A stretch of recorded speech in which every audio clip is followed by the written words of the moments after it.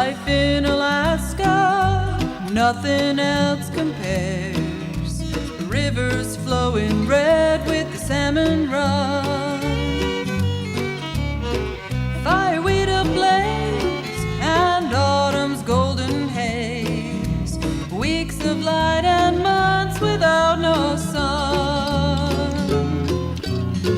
Hiking in the valleys, climbing on the peaks. Mountains stretch as far as you can see.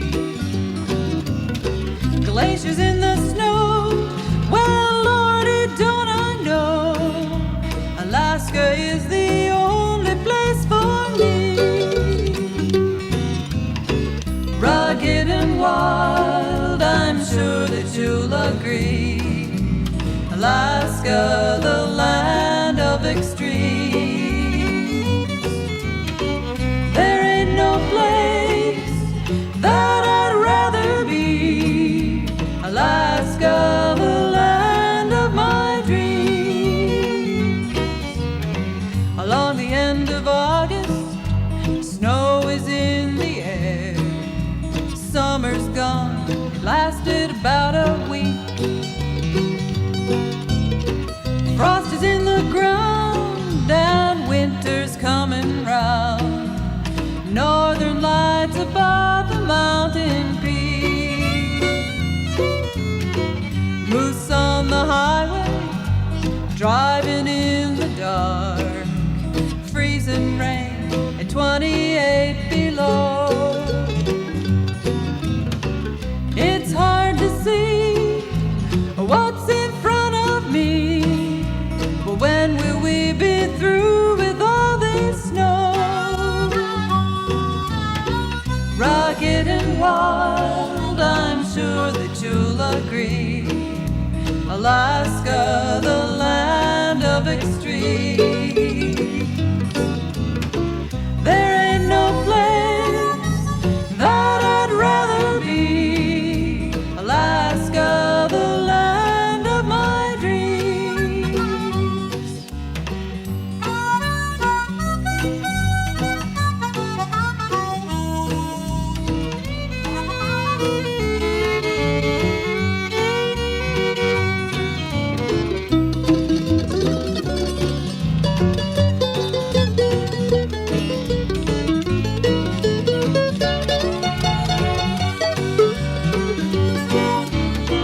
Rugged and wild, I'm sure that you'll agree. Alaska, the land of extremes. There ain't no place that I'd rather be. Alaska, the land of my dreams. I gotta plant my garden in the frozen ground. I fake and bake my tan about once a week. Because it stays so light, I mow my lawn at night and freeze my buns off fishing in those creeks. Hiking in the valleys, climbing on the peaks. Mountains stretch as far as you can see. Glaciers in the snow, well, Lordy, don't I know. Alaska is the only place for me. Rugged and wild, I'm sure that you'll agree. Alaska, the land of extremes. There ain't no place that I'd rather be. Alaska, the land of my dreams. There ain't no place that I'd rather be. Alaska, the land of my dreams.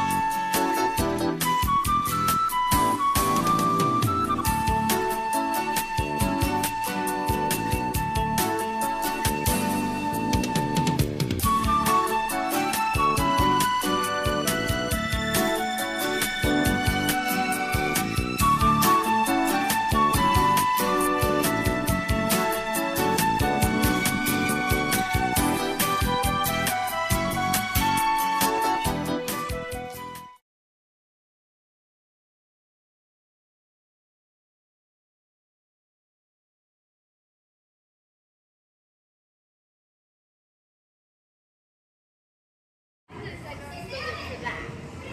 Oh, no, there's more fish. They just so that you can't see.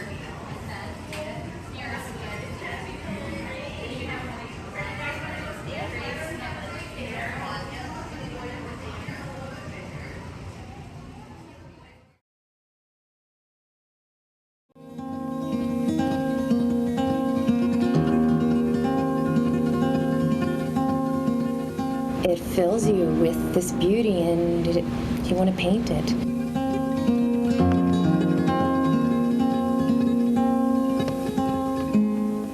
Certainly you look at the sea differently.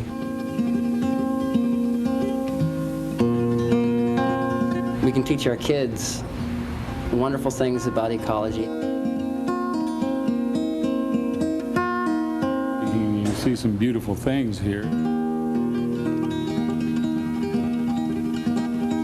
One of the aspects of the facility is certainly to come and look at the fish and plant life that's in the aquarium, the aquatic life. But there's a lot more that's really here that can be used, I think, in a very strong and meaningful manner. In the abstract field of bringing forward your own feelings towards your environment and your relationship between your thoughts and the thoughts of others and the world itself. And I guess I'd have to say that's abstract, but where I'm headed is the fact that both in terms of poetry and in music and in art form, painting, sketching, I think you can find that this facility, as well as the outdoors, can cause significant change in behavior and thought pattern. Here, we have an environment. As you look at the fish in the aquarium or the other species that are here, it causes one to wonder why human beings even do this, why we even collect these, why we take them out of a beautiful setting of their own and bring them into a captive state. On the other hand, just the animals or the fish living here through the arts, through the music, allows us to express ourselves, our interpretation that otherwise we would never know a thing about.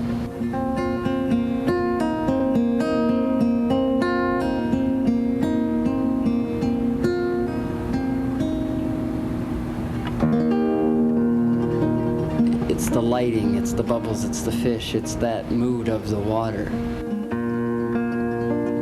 It puts me in the space that the song was intended for. It puts me in that physical environment, and then it means more. We can teach our kids wonderful things about ecology, how the food chain works, but if they don't get the chance to be in the environment, it's all just head knowledge. When you have a chance to be in the physical environment and experience it on a very deep emotional level, then you have a relationship with that. You have a relationship with that the rest of your life. The aquarium is obviously a little part of nature taken aside and put in a synthetic environment. But it's a very special and very unique part of the earth that we can't go out and experience readily without a lot of technological gear. Here we can just come and see it and feel it. And it's so beautiful to come and do that, see a world which is so alienated from us, yet such a part and such a necessary part of our environment, especially here in the Southeast. Because all these animals that we're watching here are literally a part of our community, a part of ourselves and our environment we don't get to see.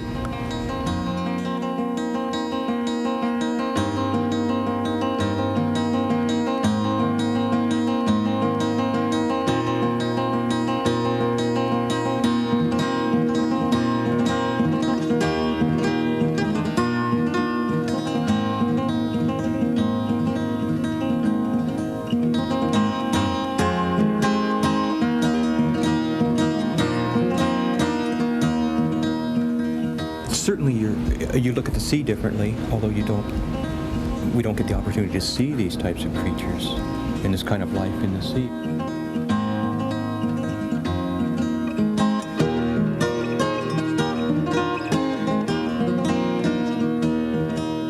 not a still life possible you could set up that would have this variety of shape and color. And to be moving as it is, it's quite a wonderful experience. I think it would probably become a favorite field trip that could then be translated into literature, into art, storytelling. It would give the children a chance to relate their experience based on what they were seeing in these tanks. It would give them an opportunity to use their imagination and make up stories. It always takes you almost an hour sometimes to get set up, to decide what it is you want to paint, how you want to paint it, and sometimes you make a couple of different tries and they're not successful. You just experiment for a bit until you find out just how you're going to make the shape or the color, because they're not the colors that we see outside when we leave here, nor are they generally the shapes that we see outside. So you have to find out how to make them sometimes. And that takes a little bit of time in doing. And also with this, it's not like coming to one tank and settling in front of one tank. You have many tanks to look at, and some of them are all very different. So you have to decide where you're going to work at, how you feel, because again, these are colors we don't get to use. When you paint the landscape, when you're painting the environment outside and away from this aquarium, these are just colors that are otherworldly.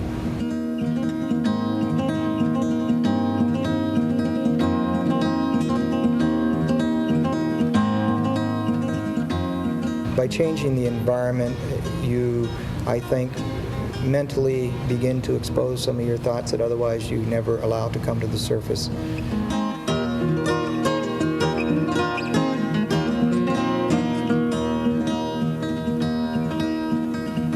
It's a way of becoming sensitive to your environment. It's rather than hardened or rather than having this concept of a black and white, hard-colored world, that actually it's very gray. It's very difficult to sort out the values.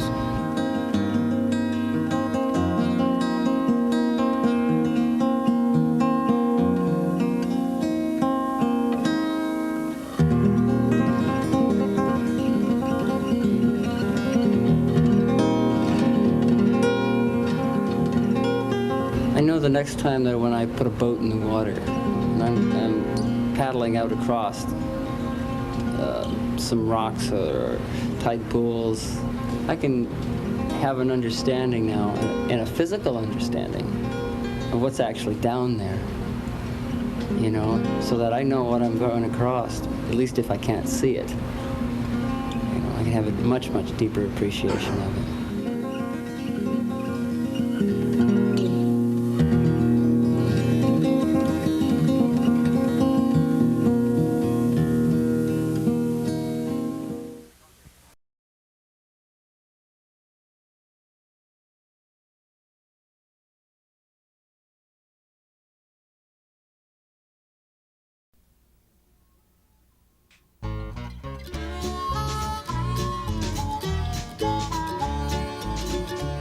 I'm just an old bush pilot, the blue sky's my home. I fly the wild vastness from Fort Yukon to Nome, from Juneau to Point Barrow, over snow and land and sea. And like the soaring eagle, the wind it calls to me. I learned when I was young to fly by the seat of my pants. I've got no use for radar and I've got no need for maps. I use the wild rivers and I read that frozen land. Rely on what they tell me and on my steady hand. Well, I fly all kinds of weather and it's a thankless job. I'm kissing all the treetops and I'm playing tag with God. I'm loaded a little heavy and my fuel is running low. But the folks down in the village, they count on me, I know.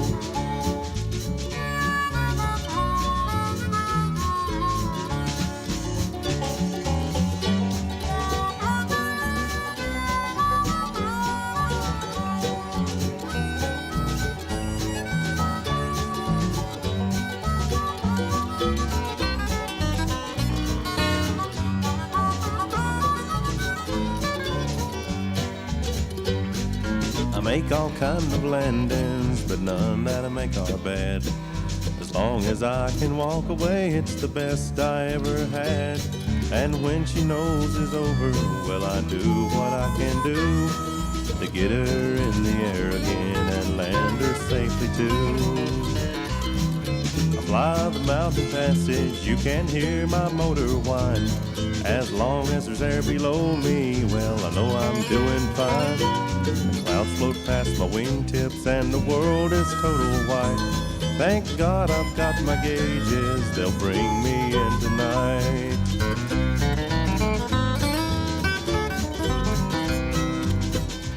I'm just an old bush pilot, the blue sky is my home. I fly the wild vastness from Fort Yukon to Nome, from Juneau to Point Barrow, over snow and land and sea. And like the soaring eagle, the wind it calls to me. And like the soaring eagle, the wind it calls to me.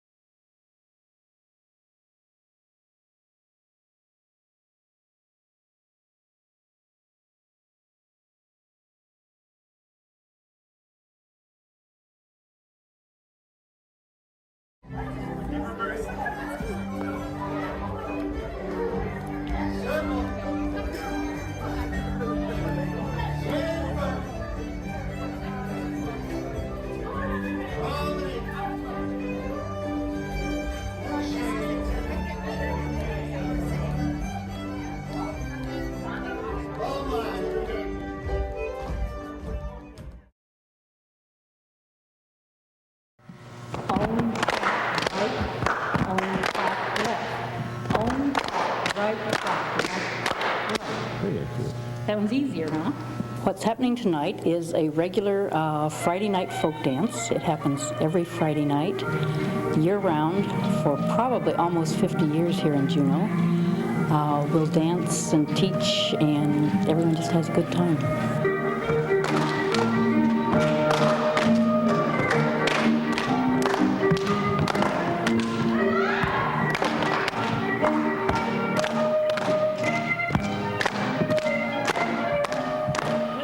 Dancing is just dances that people do all the time.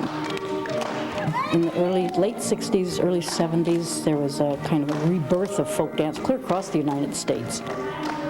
We mostly concentrate on the dances from other countries, from all over the world. We do high society dances and the peasant dances and a little bit of all kinds of things.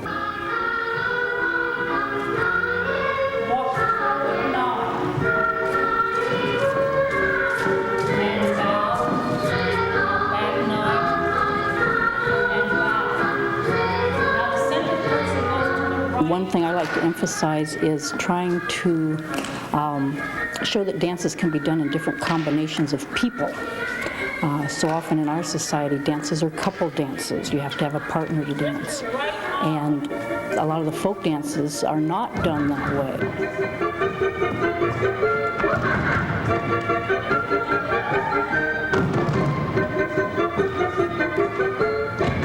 Some of them are national dances, some of them are regional dances, some of them are very city-specific dances. The dances that would like be done at weddings and parties and when everyone gets together to have a good time, or, you know, they're just real traditional dances.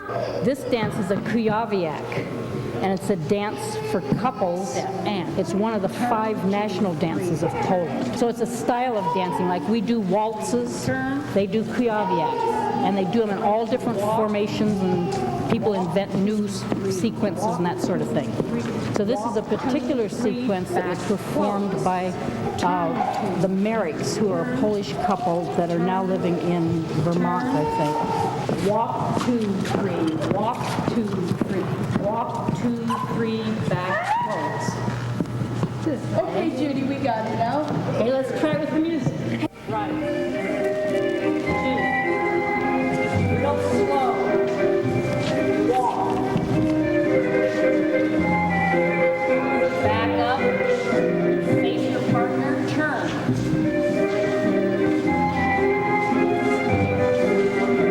Walk.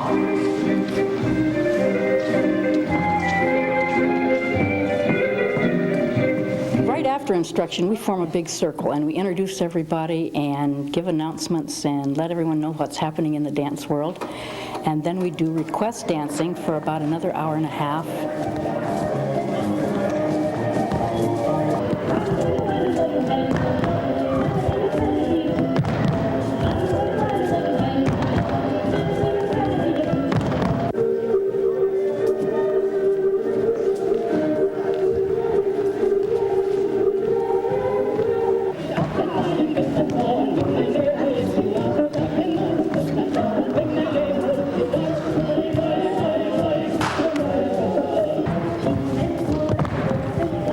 People are interested in other cultures, and one of the ways to understand those cultures are through their leisure activities and their dances and their costumes and that sort of thing. So this attracts a lot of people.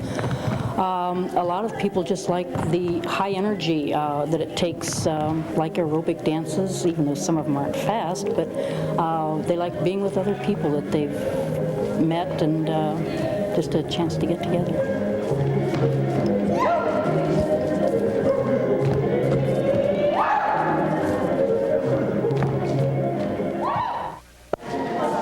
International folk dancing is one way to stretch your horizons. We'll be back again next week on Rain Country and try stretching them in another direction. And you'll be right in step if you join us then. I'm Scott Foster.